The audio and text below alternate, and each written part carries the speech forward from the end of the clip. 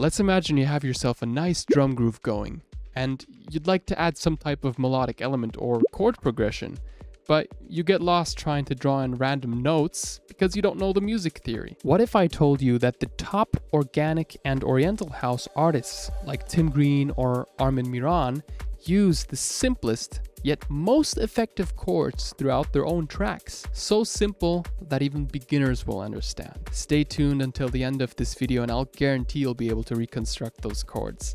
Let's dive in. I'm gonna play you a few reference tracks from some of these artists, and now I want you to pay special attention to the chords.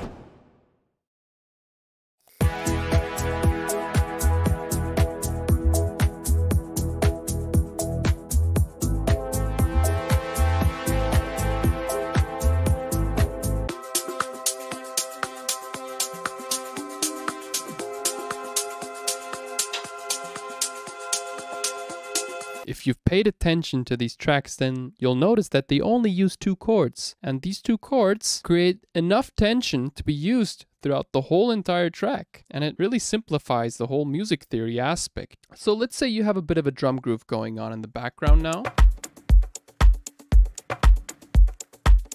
Now you want to transition into a more melodic phase or introduce some chords, because chords are truly the best way to capture emotion in your track. So first we're going to create the MIDI track by hitting Ctrl-Shift-T. Make sure we're on 4 bars. Create a MIDI clip. Ctrl-Shift-M. And now what we want to do is select our synthesizer. So I'm going to use Diva for this. Load up Diva into here. And since we're creating chords, I want to stick with a sound that sounds very lush and mellow and that fits very well as a type of pad. And Diva has this wonderful preset called Deep Space Diva, or you can just hit right once and this preset automatically opens up, which sounds like this on its own. It's really amazing sound for chords and pads. And we're going to open up this panel here and draw in our first note, which is a C, because we want to create a C chord, right? So with our drum loop, it sounds like this so far. Going to reduce the volume a bit. Out of this C note, we want to create a major chord. So we're going to copy the C by hitting Command or Control. Going 1, 2, 3, 4. So this is our major third. Hit Control again. 5, 6, 7. So this would be our perfect 5th. And if we play the chord now, it sounds like this.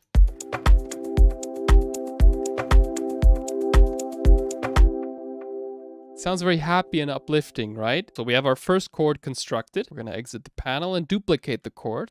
So select this region over here and hit Control D. Then we're going to double click this panel over here and take both of these notes. So the major third and the perfect 5th, we're going to pitch them up by 1/2 step. Pay attention to how this chord sounds on its own. And if we play both of those chords together, it sounds like this.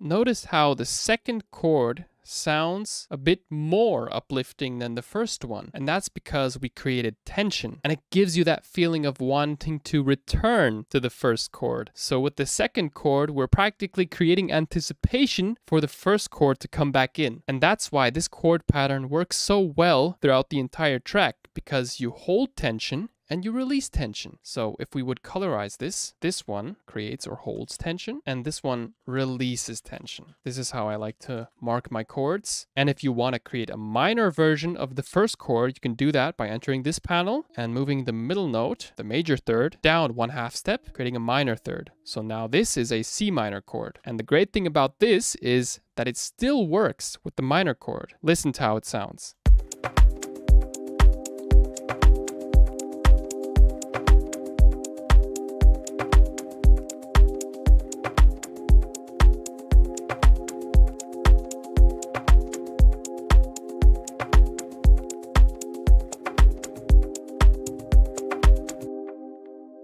Awesome.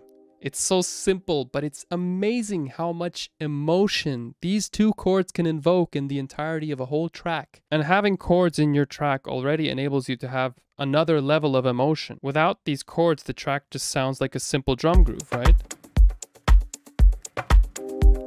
But with the chords, we're already at the next level of our track.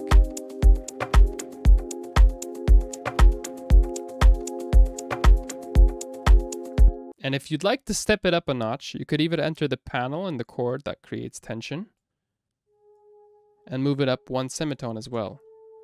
So it even creates more tension. Let's play the chords together.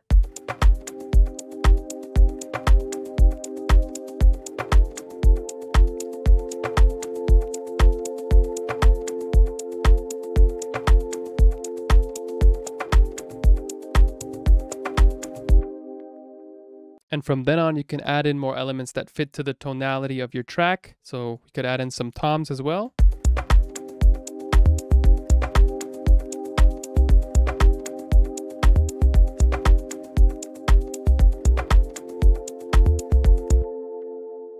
So we could also do this for another scale. Let's delete this. So let's start from the beginning. Let's say we want to create a B chord. So we're going to create a MIDI clip, set B as our root note. Draw that till the end. Let's create a major chord first. So let's go up 1, 2, 3, 4, and then 5, 6, 7. Very uplifting, major feeling. Let's call this release tension. Let's duplicate this chord pattern here, recolor it into a yellowish color, and call this create tension. And in order to create tension, we're going to have to take both of these notes and pitch them up one semitone or one halftone step. Now let's listen to the interplay between these two chords. Release.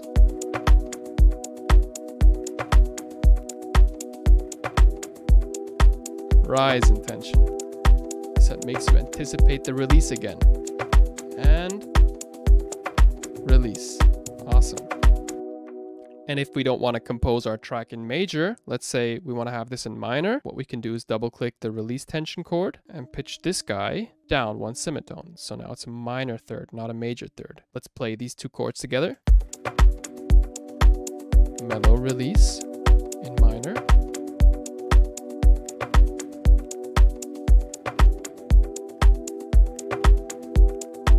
And this creates tension.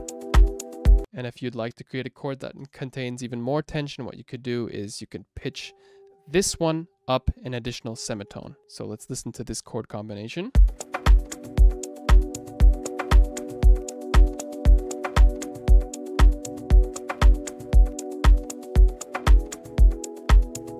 Sounds a bit happier even. Awesome. And keep in mind that you can always switch out these sounds. So you can also choose a different pad preset. Oh, this one sounds really vintage. Decrease the cutoff here.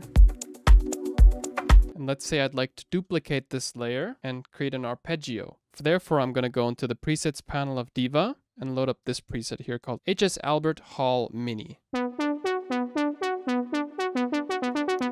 Increase the rate to 16th, and I'm going to reduce the cutoff a bit and the resonance as well. Let's play both of these chords together now.